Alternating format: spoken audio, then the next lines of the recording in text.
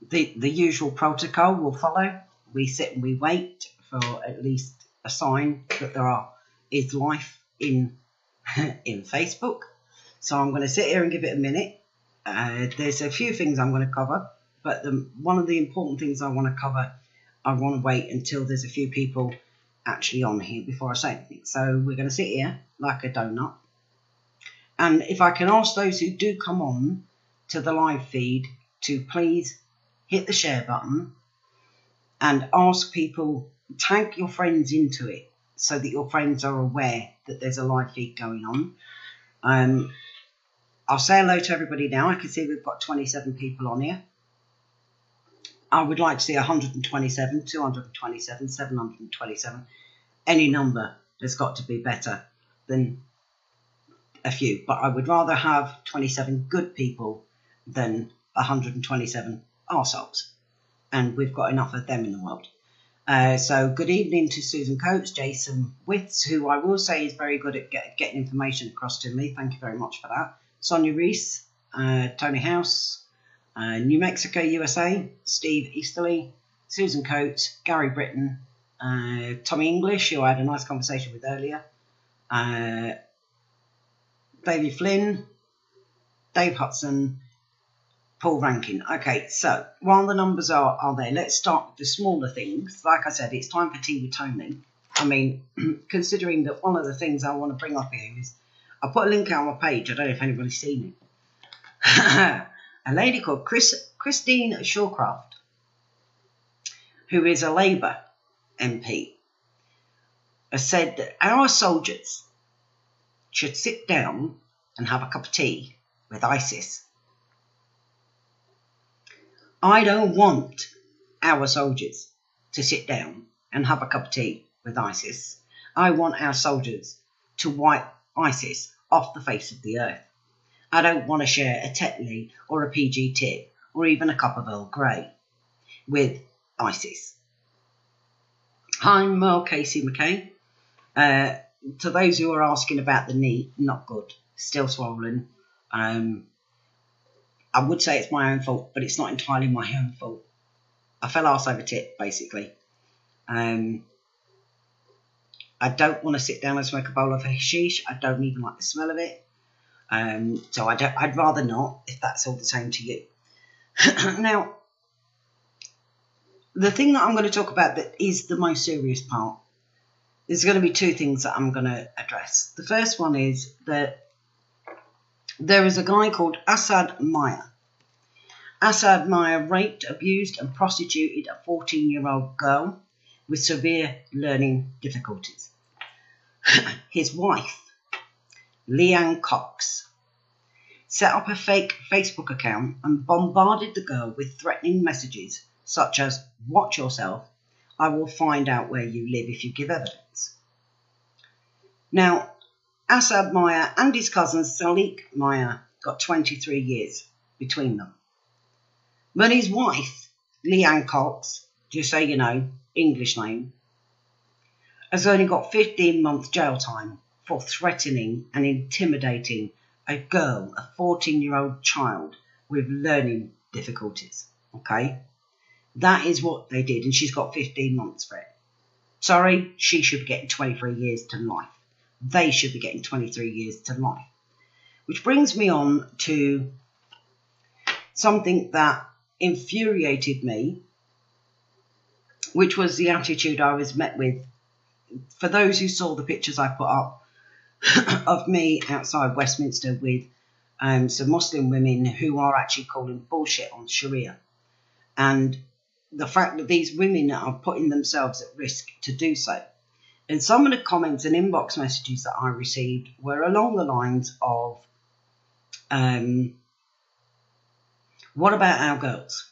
Our girls, our girls, our girls, our girls. This is what I was getting every single day. It's nearly 24 hours I was getting inbox messages. You don't care about our girls. You only care about Muslim women. Well, this is complete bullshit. The difference is, many of the women that have been groomed and raped, they don't, and rightly so, do not want their identity made public. And I'm going to give you a case which a lady contacted me via the Maria's website.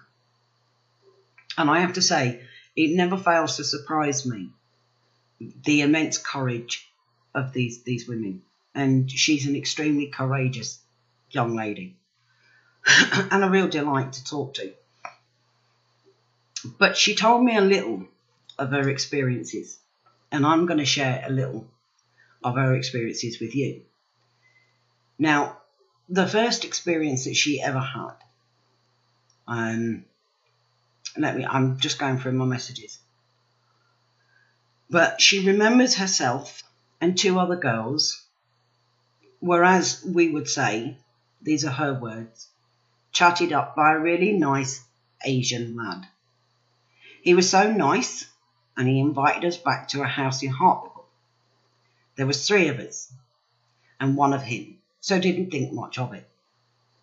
Anyway, we got there. Where we got there, we were bought drinks, weed, and fags. All was good. My friend said she felt unwell, so went into the living room to sit on the sofa. We were in the kitchen. After about 15 minutes, I went to check on her. There was a 50-odd-year-old Pakistani raping her. She was no more than 12 years old and was absolutely unconscious. I hit him so hard over the back of the head and picked her up, pulling her trousers up at the same time. I shouted to the other lass and we just ran. I didn't look back. It broke her.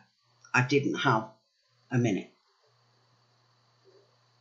Now, that was just one of the first experiences. She then went on to explain to me how she also saw young girls who were made to get on their knees. There would be a line of men, of Muslim men, and they would be made to get on their knees, one each end, and perform oral sex on each man until they met in the middle, where they were expected to then cross over and carry on down the line. She also witnessed a girl of 11 being raped. They would be taken to the flats where there would be girls in each room. And in each room, men would come in, many of them not even able to speak English, so fresh off the boat, and would walk in and go and rape as they saw fit. Now, there has been so many cases like this, and again, she didn't go to the police. Now, the reason she didn't go to the police is because the area that she's talking about, it is Middlesbrough. And as she says, Middlesbrough is run by Pakistani, Kurdistan, and Romanian Muslims. There was even points where guns were pointed in the faces of family members to stop them from opening their mouths and to ensure that they did as they were told. As she says, to this very day, they still see young girls in the footwell of cars, big flash cars and taxis, etc. And the reason she notices them in the footwell is because that's where she will be told to get down, to duck down into the footwell so as not to be seen. These girls were raped in the most abhorrent manners, and it was to literally strip them of their own sense of being, of who they are. And one of the comments that I saw, and I did name and shame him, was Mark Reeman. He was one of those guilty of going, what about our girls? What about our girls? What about our girls? What about Rotherham? And I pointed out to him, as I will point out now, you can name one town. I can give you a list of 40. So which one of us has done our homework? So for every person inboxing me saying, I don't care about our girls and our women, you couldn't be further from the truth. But these women that are now in their 30s, that went through it and are still suffering to this day because of it, it's not changing. It's still happening. Rotherham broke, and it's like people went, oh, it's Rotherham. okay, yeah, Rotherham's a problem. We won't address any of the other areas where it's happening. It's happening across the country. It's happening in Birmingham, Oxford, Telsley, Stevenage, Telford, Middlesbrough, Gainsborough, Peterborough. It's happening in over 40 towns in England. And there are many, many, many women who contact me, and I will be there for them 100%. As I told this amazing, amazing young lady, she is an amazing young lady. She's strong and she's courageous and she's a survivor. And she's a feisty bugger, but she comes with her own set of issues that she has to deal with every single day. And it's hard. It's not easy. But it's still happening. It hasn't stopped. It's still occurring. So for every person that sits there and tells me I don't care about our girls because I give support to Muslim women who've suffered Sharia, they are wrong. They are wrong. And I would ask all of you to ask yourselves, how would you feel if your 11-year-old daughter or 12-year-old or 13-year-old or 15-year-old was forced to get on her knees and give blowjobs to a line of dirty, filthy, stinking rapists, only to then follow and proceed with being raped, tortured, in some case beaten, girls that had their tongues nailed to tables. It's still happening. And then you ask yourself, why aren't these girls going to the police? Now, I'm going to give you one example, just one, because we only need one example of why they don't. So bear with me, because I'm going to ignore your comments for a minute until I've read this, because you all need to understand how severe this is. Okay. 4 Bedfordshire police officers have been sacked after being heard making lewd comments in an accidental call to a rape victim. The woman, who has not been named, had reported the incident, which included anal rape and a man urinating on her. She later received a call to her mobile phone from one of the officers. In the 9-minute accidental call, she heard one officer reading her statement about the incident while others were laughing and making disgusting and immoral comments about her account. One officer was heard saying, if she really didn't want it, she would leave, while the other said, he proper stuck it up her arse. The woman managed to record part of the call and lodged a formal complaint.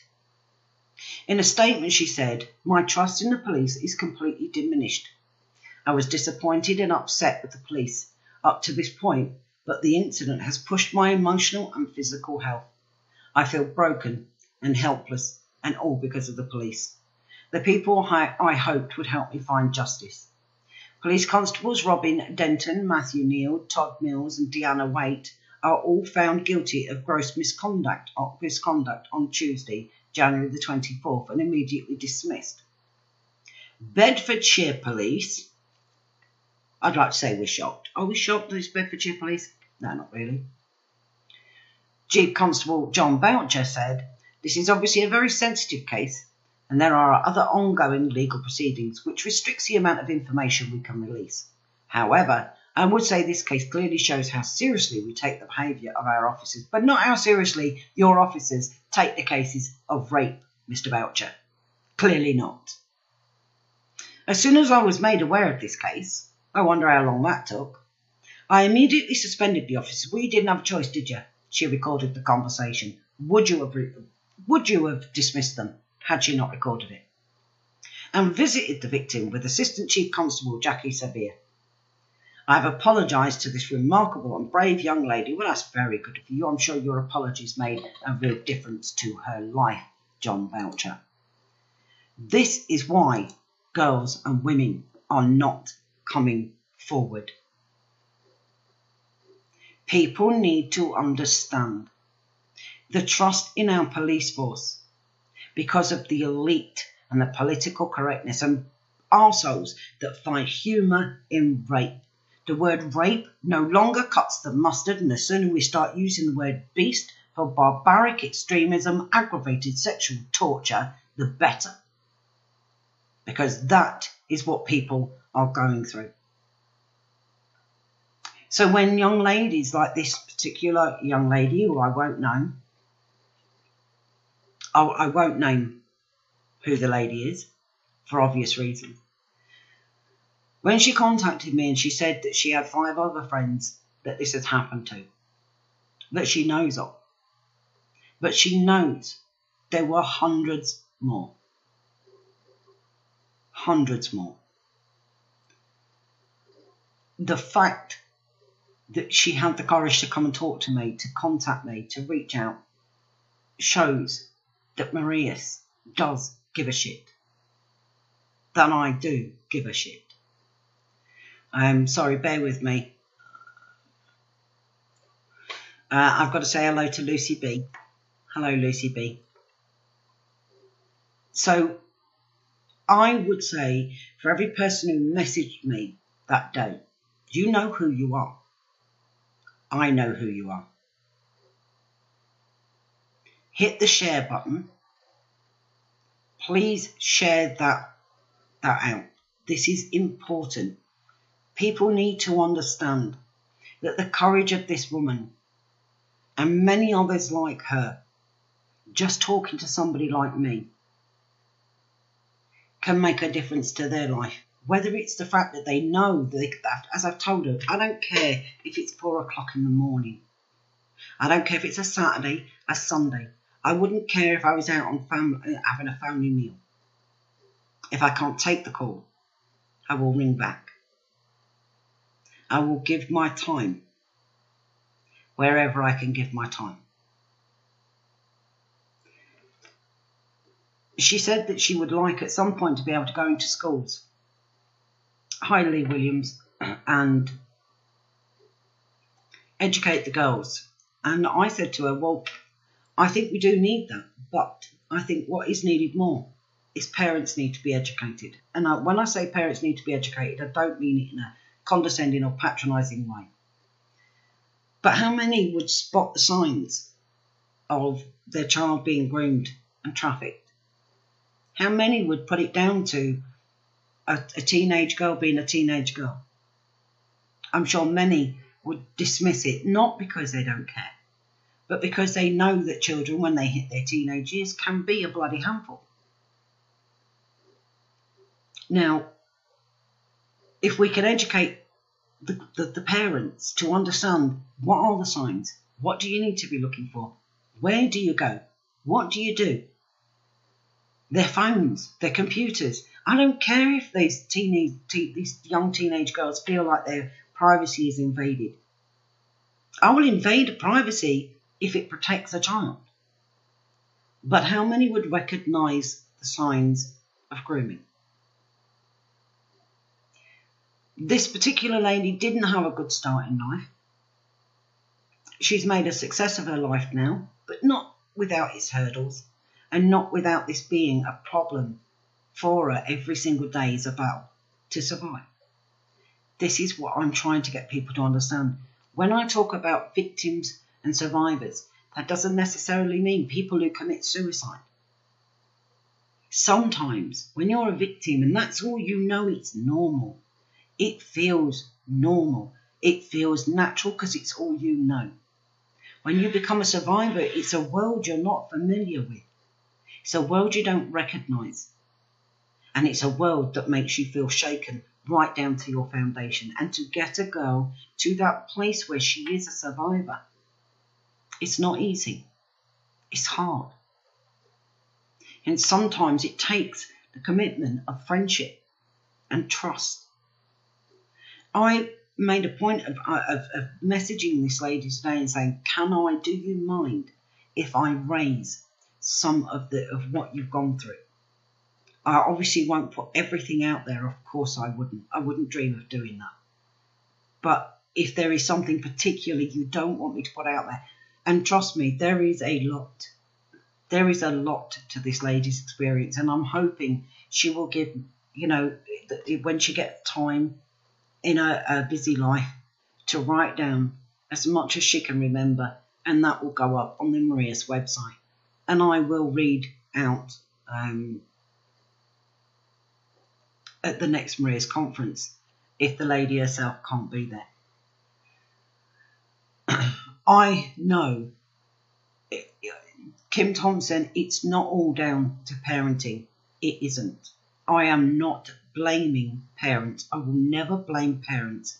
My parents were not to blame for my rape.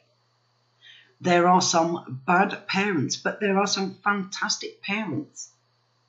They're good parents, and it happened to their kids too. But they need to know the signs. They need to know what are the signs of grooming.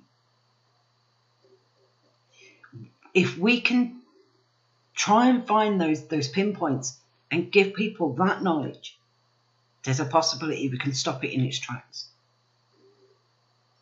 But we're not going to stop this without people understand that it takes a fight from every corner. Every corner. And that includes as well, like I said, look, I went to Westminster and I listened to Fawzia Rashid read her statement out where she completely and utterly blows this investigation into Sharia law to pieces. She exposes it as a sham. We all go on about Sharia law, Sharia law, Sharia law, but when you get 3 Muslim women step up to the plate about Sharia law, you all want to sit there and go, what about our girls, our girls, our girls? I'm trying to deal with both. And I do the best that I can do. Mark Riemann says, well, it's all about you, Toni. It's all you. Other than my admin on the Facebook page and support of people like Rach Johnson, I am Maria's. These women I speak to, they get my time, my attention, because they deserve it. And they will continue to get that.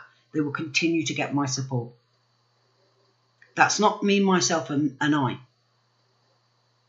But until at some point that I'm in a position to be able to get somebody with enough money behind them to say, do you know what, Toni, let's start this up, let's get this up and running, and let's get some money behind it that ensures that I can pay my bills. Well, unfortunately, everything I do voluntary. I don't get a wage. I make nothing from doing what I do. And I ask for nothing for doing what I do. Even down to Caitlin's GoFundMe that is up and running still. Goes direct into Caitlin's bank account. Does not go into mine. I make not a penny. Nor do I want to make money for it. But I will continue to do it. Because I wonder if this was your 11-year-old, 12-year-old, 13-year-old child forced down and raped brutally, tortured, urinated on. Wouldn't you want somebody like me to be there for him? Because I'd sure as hell want somebody like me to be there if it was my kid. And I have done this for over, as Rachel's just pointed out for me, over 7 years now. I don't know, on holiday, I can't afford it. I can't remember the last time I had a weekend away. I can't afford it. Everything I do because it's the right thing to do. And I believe in right over wrong. I get a lot of Americans that say to me, you know, you need to arm yourselves, you need to start going out killing and shooting them up. This is England. We don't operate like that. We don't have the right to bear arms. We can't go out and just go around willy-nilly shooting people. We cannot sit there and say that all Muslims are rapists and paedophiles, because we know that's not true. But there is a high mass proportion of Muslim men, and they are targeting non-Muslim girls, and they are raping them. They are literally torturing them. They are abusing them in ways we can only begin to imagine. And unless you have been there on that dirty mattress, in that stinking flat, being ordered to do things, and if you don't, what they will do to your family. And unless you have been there and experienced any of these things, you cannot begin to understand the devastation that this causes. Rape causes devastation. Fathers, I hear people say, you know, where are the fathers? Why aren't fathers out there killing these bastards? If a father goes out and kills somebody, how can he support his daughter? How can he support his wife? How can he be there for his daughter who needs him if he's sitting behind a prison? We've seen it. People are going to prison for putting strips of bacon on door handles of mosques. People like Shane Williams have gone to prison for throwing an empty water bottle on the floor and it landed near a police officer's feet. And he went to prison for 2 years. How can anybody even begin to understand? And how can anybody expect a man to be able to be there for his family if he's sitting behind bars? So, bear with me a minute. Carl Blythe, all the shops saved me money. Carl Blythe, if you've got nothing sensible to say, do yourself a favour, say nothing. Okay? Because those kind of comments are just, they're not helpful. And I'm not quite sure why you've put that.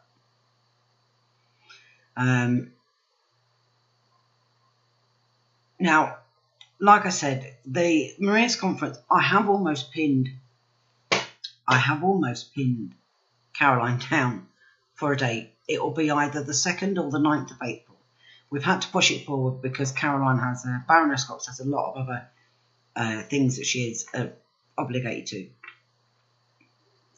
And I want her to be there because I think that that's really important. So it'll either be the 9th or the 2nd of April. As soon as I've got a definitive date from her, I will start pushing the event out. And the only cost that we will be asking for anybody is to cover the cost of the venue, and that's it. We don't ask for anything else. And like I said, I don't make money out of this. That conference, there will be a lady who is on my, she's actually another lady who's on my Facebook, a fantastic woman, whose cousin was brutally raped, tortured, murdered. Prior to murdering her, while he was with her, he forced her to have a tattoo that said property of. And what I found interesting is, if you say to anybody in the streets, who was Stephen Lawrence, everyone will know who Stephen Lawrence was. Mention this girl's name, nobody will know who she is. Why should she be forgotten? We cannot we can't afford to keep forgetting these girls. These children cannot be forgotten. The government, the police cannot be allowed to forget that we, the public, know it's happening. We know it's still going on, and we know that you are almost powerless to stop it. But we will keep standing up and saying you will not be allowed to forget Birmingham, Oxford, Telsley, Stevenage, Middlesbrough. All of these towns, all 40, I will be, as you've all seen, I am going to be speaking at an event at Westminster, which Shane from Our Iron Islam, myself and United Patriots have organised. I don't normally go out and do public speaking on the streets. Westminster need to be held accountable. They're letting people down, and it has to stop. They need to be held responsible. They need a mirror holding up to them so they can see their own goddamn shame. because they carried a shame for every girl that has been ignored in this country because of the political correctness that they have enforced onto this country and the people of this country. And now we have police officers that are so bogged down with political correctness that they dare not address the issues. Enough. It stops. And if you won't stand up in Parliament, if you won't stand up in Westminster, like I said, this is not about people. I don't want people turning up. Nothing to do with this, or nothing to do with English Defence League or anything else like that. This has everything to do with the people. Okay? And like I said, if you read the event, you will see it says faith, hope and love. Have faith in the people. Have hope for the future. And have love for your nation. And that will be the only slogan that needs to be there that day.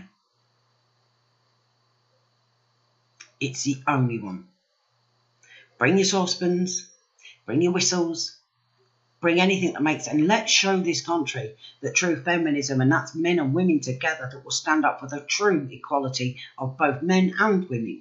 Men are equal to me and I am equal to any man.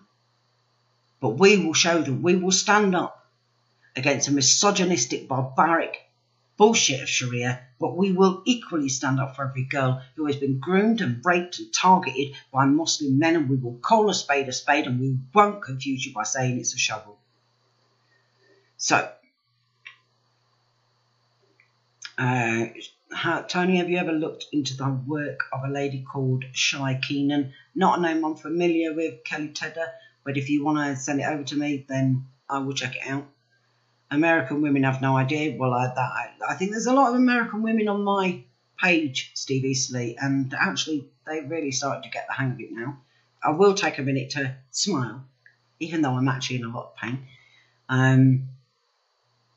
Victim non-Muslim equals non-follower of Islam, religion, culture, ideology. It's logic. Have we got any more questions here? The police are corrupt. Susan Coates, the police at the elite, at the top of the ladder, they are corrupt. But the Bobby on the B, most of them are trying to do their job, and they're trying their hardest.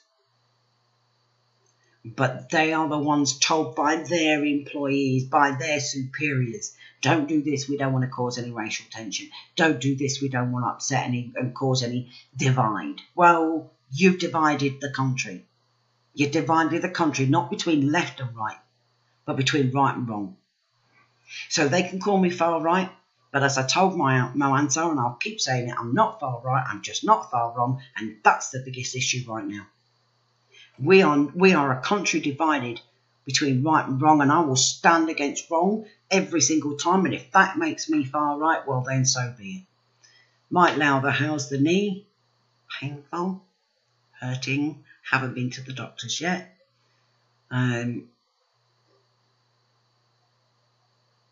We can't say it's got nothing to do with the ideology. Of course it has. Of course it has. It's got everything to do. Look, the way I explain it, even with these Muslim women that I went to Westminster with, when I sat down and I said to them, okay, let's put it this way. A lot of the young Muslim men and Muslim men as a whole believe they are in a state of jihad with the West. They are at war with the West. There is a quote that says, that which your right hand possesses, which speaks directly of sex slaves. If a Muslim woman, her testimony is only worth less than half the value of a man's, then what value does anybody think there is on a non-Muslim's life? Zero. So they could take which their right hand possesses, and I believe that is why they targeted non-Muslim girls, and I believe that is why non-Muslim girls have been raped. And each of these Muslim women that was there that day, each of them turned around and said, in front of Baroness Cox and in front of the people that were there, and I can't tell you the people that were there, I wish I could, but I can't. But each of those women said, these girls are being targeted because they are seen as whores. because they're not Muslim. These women are calling bullshit on that. So let's not turn on them, back them, and then they can back us. And that's the power that it can wield. And that is why I will stand with those women against Sharia law. 100% I will. But I will stand with every single girl, every single woman, not only that has been raped, has been trafficked, but every single girl out there who's being raped and trafficked right now, right this minute. There is a little girl somewhere in a taxi or in a pizza place, above a pizza place, above a kebab house. And she's being pushed down on a dirty, stinking mattress and she's being raped. If everybody who shares this, can you all do me a favour? Can you hashtag in capital letters the word beast, B-E-A-S-T, and put at the side of it barbaric, extreme, aggravated sexual torture, because that should be the word that replaces the word rape. It's above and beyond now. Rape doesn't cut the mustard, it doesn't hit where it needs to hit, and it sure as hell doesn't shock the shit out of anybody anymore, but it's about time it did.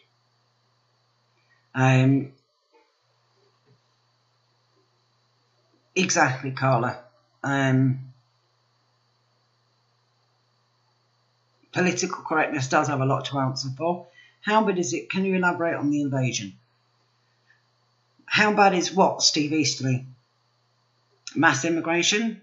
The rape of girls in this country? Well, if you can take Rotherham as an example of 1,400 girls that's now pushing 2,000 girls, and then imagine those numbers in every town and city across England.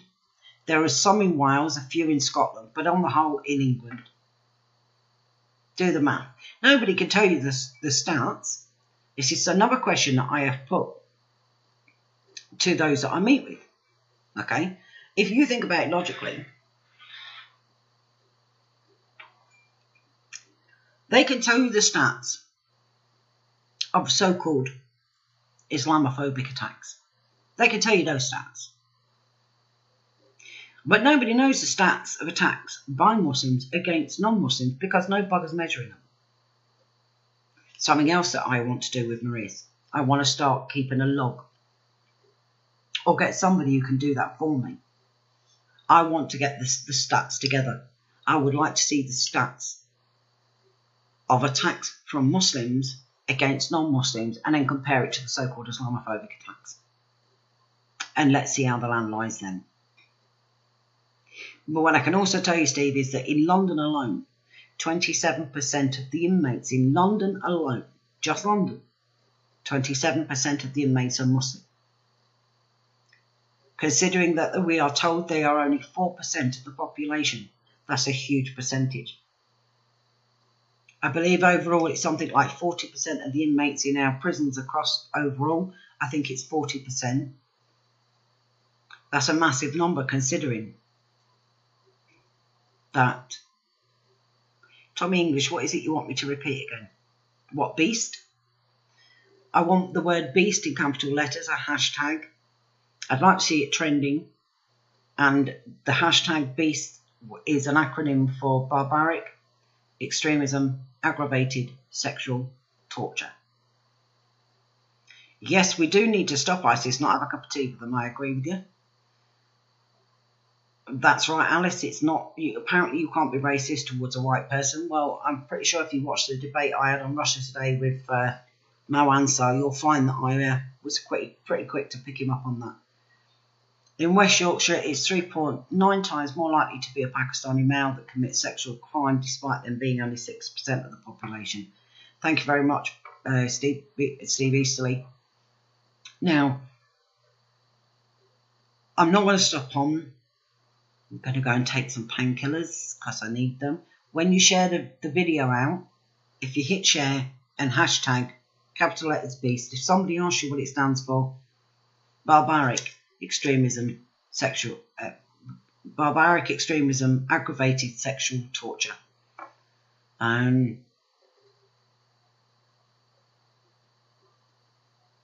We need to educate our children to stop being afraid of being called the word racist. We also need to educate people to look for the signs that it's happening to their children. People need to recognise the signs, because the signs could easily, very easily, be misconstrued as a girl or a boy. Because trust me now, I've got young men that have contacted me who were also raped. On the whole, it is women, but there has been boys too. Just so that you all know. For now, I think it's paracetamol and ibuprofen. So unless any of you have got anything to ask me, which I doubt very much that you have, because I really don't have anything of great interest to say. What I will say is this. I applaud the courage of the young lady that contacted me. I admire the courage it took to contact me. I know that she is passing on the information of Maria's to the other 5 girls that she knows that have gone through it. Some still going through it. I know that she sees it happening every single day where she lives. Girls being made to duck down. Pizza places, as she said, there are loads of pizza places, but nobody's buying pizza. Well, why buy pizza when you can go and buy yourself a nice little non-Muslim white girl? I know that she said that the Kurdish Muslims, the Pakistani Muslims, and the Romanian Muslims literally run that area. They run it. They own it. In their big flash cars. And they make sure that you know that they run it. So I applaud the courage of people like her. And I thank her for contacting me. I will be there for her. Every single step of the way, I will be there for her. No matter what. I will be her friend. I will be her confidant. And maybe I'll be somebody who shares a giggle with her now and again. Maybe even a beer. Maybe we'll go out and we'll have a beer together. Like I said, I'd like to organise it at some point to get some of these ladies together. And if I could get if I could get some sort of funding, then I will book a fortnight away somewhere where these women can go and have just 2 weeks of throwing caution to the wind and being the kids they never got the chance to be. Whether it be doing their hair and makeup, or whether it be going down and playing on a penny arcade machines. That shows my age, penny arcade. There is my website, Wendy Seaman. There is, I don't have an information pack or a leaflet. I can't afford to have information, pamphlets and leaflets. Certainly couldn't afford to share them out, but I do hold conferences regularly. The next one will be either the 9th or the 2nd of April. I'm just waiting to pin Caroline Cox down by her pinky for whichever of those days. But you can feel free to come to the conferences. I will eventually, at some point, hopefully, get those conferences out to America, Australia, Canada, everywhere. Maria's needs to be global. Absolutely global. Against Sharia law and against the attack and rape of non-Muslim girls. So, I'm going to go and take my painkillers. Thank you very much, Josh Miller. Cheers for that. You can all have a little light-hearted joke with me now. That's fine. You're right, Wendy Seaman. It's a good idea, but I've got to be able to get the leaflets. I've got to be able to afford the cost of the leaflets, and then I've got to make sure that people who deliver them are not being abusive or harassing people or being aggressive. It's got to be done the right way. If it's not done the right way, then I'm afraid that what will happen is it will damage Maria's, and I will not do anything that will damage the reputation that I've worked so hard to build up. I will, Kelly Tedder, be trying, hopefully, to go live on Facebook when I do the conference. However, if there are certain ladies who don't want their identity out there, obviously it's not as easy to go live, and phones only last so long. Do you know what I mean? they do only last so long. So I can only do so much. So if I will try to, if I can, to go live as much as I can, but I can only do so much. For everybody who's on here who's asked about my leg, thank you for the concern. Greatly appreciated. Thank you, Wendy Seaman. That's a really generous offer. You've still got to get them to me, and we've still got to get them out. It would have to be organised properly, but that's something we can all, a group of us could get together and organise and get them out there. It's a very good idea. It's not one that I would knock back. Now, if you like, you can all go for broke, and you can put as many of those hearts and those thumbs ups and those smiley faces as you like. I do love the old Mexican wave at the end of a video, and thank you for not doing too many while I'm speaking, because it does interfere with the sound quality, and people end up not being able to. Thank you, Tommy English has just shared out their website. Thank you very much for that. And there's the Mexican wave. Such a fantastic thing that is. Thank you for your time. Please share this out. The more people that know about this, the more help and support we can get, and maybe we can start getting people together where we work together and we can start doing this properly. But if you're going to give me your time, you give me your time freely, you've got to be 100% committed. If you're not 100% committed, then not a use to me, and that's me being brutally honest. My love to you all, love in the hearts, Chuck Rock. Again, hello Lucy B. I'm assuming that's your daughter. Hi Lucy B. Hope you've had a cracking night. I'm sorry that I'm such a stern looking lady. Take care of yourselves, stay safe, have a fantastic weekend. You will no doubt, Josh Miller, I do go live, but I don't like to be, I'm not one for regulated every certain day. I go when I feel there's something that needs to be said. My love to you all, and enjoy your weekend. Take care. Bye for now.